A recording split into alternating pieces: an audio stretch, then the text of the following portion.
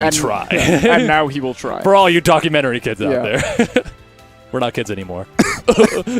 Oh, God. We're like 20 to 25. I just realized that came out like 5 or 6 years ago. I know, kill me. Oh, my God. Anyway, the match is beginning in full swing, and look at that. That's not Ryu Lucina. we're seeing. Okay, this might be a team-based thing, though, because Lucina very solid against both of these characters. Very true, and also just a generally great team character. Yeah. Not quite on the level of Luigi, but Yeah, but definitely like close. a solid support. I know both of these players. Wait, no, that's Orex. Yeah, it's Orex, yes. Okay, yeah, that makes sense because he does have the Lucina, and then Kaze pulling out the Peach, the Daisy, stoked for the Echo Fighter. Don't worry, she'll be real next time. All right, we're already seeing an early, well, not really early, Yeah. chronologically speaking. Yeah, time-wise, a quick kill I'm picking up on Ryu, or I just called him Ryu, Kaze. Yeah. I'm so It's used so to this. synonymous. It's like when I call Cosmos Corrin. It's like when I call Austin. Wait a minute. Yeah, exactly. Ooh, I love the ambition and the platform too. Austin's angles never cease to amaze me. Truly. That was Masterful a really control of the PK Thunder. Yeah. Okay. No back throw. I wonder if he was just waiting for Dakpo to come in with a cleanup. Probably. So it would seem, yeah, because Luigi's usually the one that will capitalize and take the kills out of your grabs for you. Wow, that looked like it was going to kill, but then Kaze got his forward air, which surprisingly hit less hard. Yeah. An amazing DI on Austin, like on the fly. You're DIing for one move and then suddenly ready for the next. Yeah. If Ness has a aerial up smash, I'd say Peach has an aerial forward smash. Oh, for sure. when Sakurai said he was introducing aerial smash attacks to the game when he announced Robin, he didn't just mean Robin. He actually was like, here's a concept, proof of concept, going to be very relevant with Robin. However, we also have Peach and Ness, maybe a few other characters. No one forgets. Reuse back air as a smash attack. It may as well be. Yep. His down air feels like a smash attack. It hits like one. Austin's awareness. We are just losing people bit by bit, stock by stock, and quick as it is. Okay, so both teams have been doing amazing jobs of like comboing into each other, but somehow the stocks are just not dropping out of green team. I like how Austin got Dakpo out of the situation with the PK Fire by hitting him with it. Yeah. Yeah, so he just kind of like canceled whatever knock that was going to come to him afterwards because he would just fly back into the PK Fire, right? Mm-hmm. Intelligent. Aforementioned big brain in play. I'm hurting you, but it's to help you. I'm doing this for you. Oh my god, I get terrified every time Austin charges PK Flash. Especially when Dakpo's so fearlessly in its vicinity. I'm like, He are knows. you okay? Dakpo believes in Austin. He understands that despite his carnal instincts, he's not going to just let it rip next to him. But it's so threatening to the opponent. Yeah. Like, they just have to respect this huge space now. When Dakpo is able to give Austin time to set up the fun. The fun. Yeah. I mean, these two are like doubles enthusiasts, Yes. if there ever were any. Austin was just telling me a little bit before this, like, he used to hate doubles in Brawl until he, like, got it. You know, when you sit down with the right partner and it all makes sense. Yeah, absolutely. Because when you're like letting down somebody because you're just not synergized together or really weren't meant to team in the first place because your game plans are so incompatible. Yeah, at any moment when you don't have that partner, there's definitely scenarios where it feels like I am not able to do anything. But I'll tell you that these two feel like they can do anything together. Right. Then you put a solid partner next to you and you got the same game plan. Look at how happy they are. When you Everybody's having a good time. When you got the same game plan, suddenly PK Flash is an option, and Austin's like, oh, now the fun begins. Now it begins. You already You just used start this in hearing the singles carnival boy. music. Yeah. They can do anything together, including the first hit of Cyclone killing Orex. I was going to say, Kaze, you're not doing that. Really, really my guy. He went to the random button. If he's gonna like throw it, he should at least play Jigglypuff. Yeah, pick a fun way to throw. Yeah. Also, Jigglypuff Even then, and she's Dubs, good in doubles. Yeah, so it's like it'll look like you threw it. Have you seen some of the Wadi Fatality team? I have. It's insane. It's gorgeous. I love how they impromptu Pokemon trainer doubles, and it just the characters synergize so well. It's like Pokemon Trainer, only he threw 2 Pokemon out this time. Yeah. A double battle. That's a thing in Pokemon already. Yeah, double battle Well with established. Mewtwo and Jigglypuff. Even in the games, the most unlikely of teams. We have the ultimate Pokemon and Mewtwo. Exactly. I mean, who would have thought that Mewtwo was brought to the battle? All right. Going to Palutena's Temple. I guess they want a lot more room to work with. That makes Ryu a little bit scarier without platforms to escape to. He just kind of walks at you. And their team is just, in general, more intimidating now that's 3 versus 2. Yeah, absolutely. And Luma also, Rosalina and Luma also benefit from just being able to walk at opponents and let Luma control space. That's like Rosalina's whole game plan is just to like close out a certain area of the map for me. Yeah, definitely you are not allowed to play here. Ooh. Oh, and of course, Rosalina is never a bad choice if Ness is on the field. I'm really happy to see Kaze going for the Ryu, because when we saw him, oh wow, that was a really smart Dakpo trade. really went for the Ryu that time. Yeah, man, I just like that when we saw in losers that finals. Was so clutch. That was like the last possible second. The timing. I mean, if it was the last possible second, it would have been a power shield, but still, still good shield. Last possible second before. Yeah. You know. But you were saying? In losers finals, we saw this Ryu come out, and so many Shoryus. Like 5 or 6 of the stocks that dropped in each game was to Shoryu. It was Kaze coming and putting in work, and just the threat of that move at such low percents is so scary.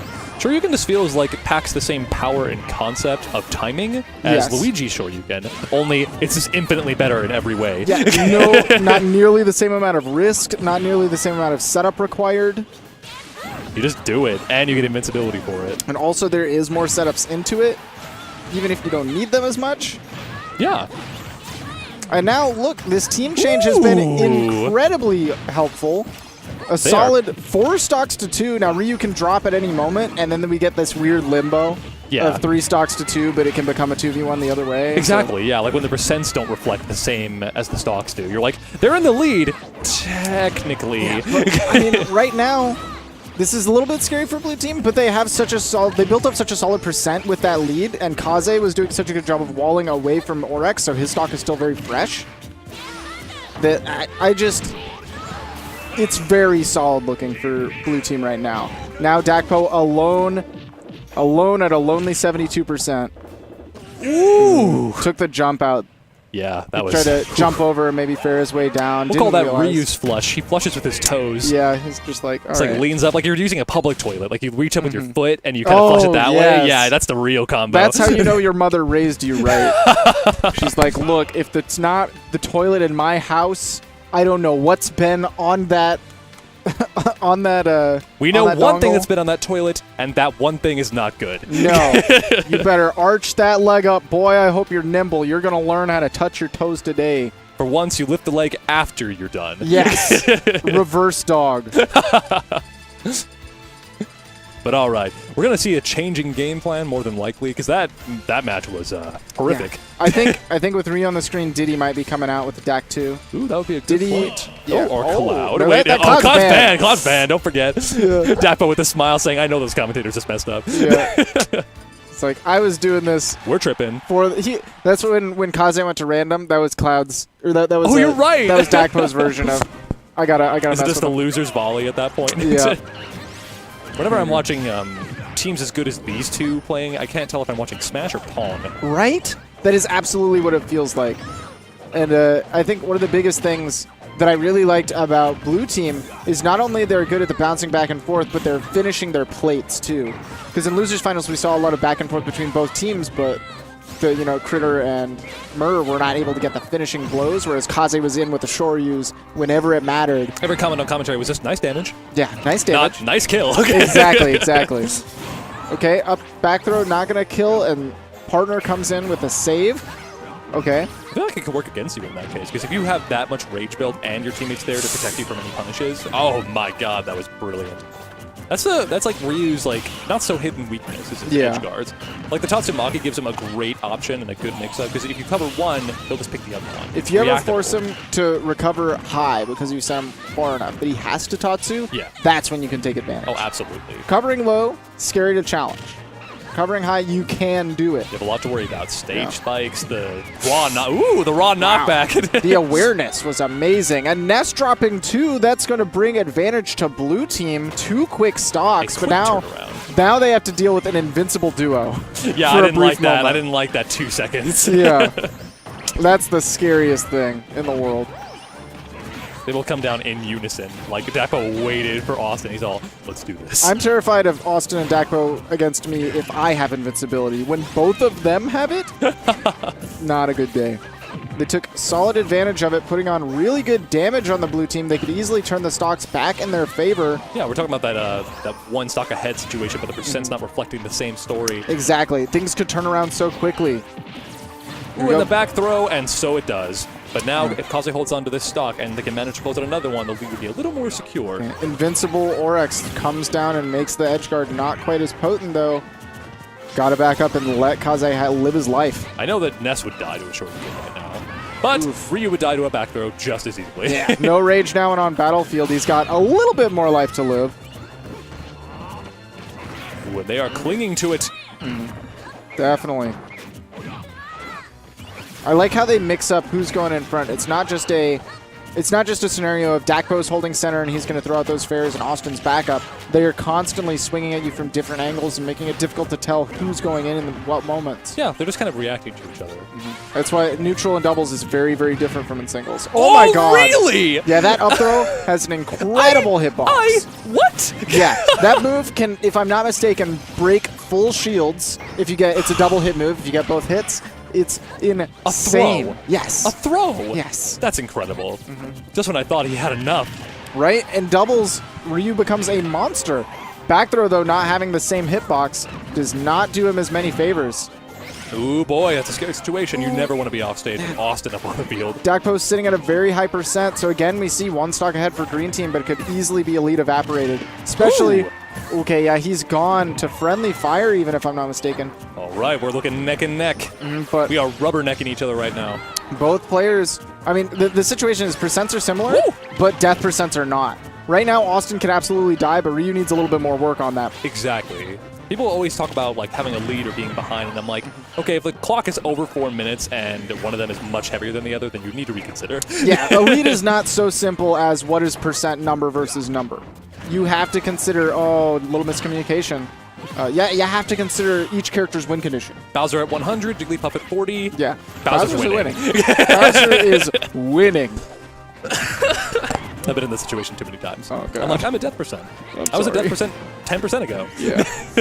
Okay, I love the hard Ooh, that up was tilt. really good. Cancel inner focus, so he didn't commit to much. Ooh, and now, even though both players are at kill percents, Diddy has to set up so much into his kills. He has to get like banana confirms, and all of his moves are very laggy and punishable when it's in a 2v1 scenario. Like he throws out up smash, maybe he gets a kill, but that's such a free punish for the partner. Ooh, but he gets that kill. Wow, oh my goodness, Kaze does not, or Orex does not capitalize as much as he could have. That could have been potentially an up smash, but he just down tilts away. He panicked. He just didn't. He did not want to risk getting hit by that up smash. And look, see that up like smash that one. Absolutely would have killed. He had the opportunity, but Dakpo got away with murder there. The double up smash. But Orex brought it right back. He did. That was very clutch, because in those situations, that's the worst thing that could happen. Is your teammate, you have a lead, you're all at death percent, but this one person gets a little momentum from that first kill, and you're like, oh, please no. But my shift has been relieved. Okay. I'm going to go ahead and allow... We got to do a hot swap right now, so the rest of this set is going to be blessed. Punch that clock. Yeah, with Emotiquan. Thank you. It's not a hot double swap. I saw Cow run in, and I was thinking...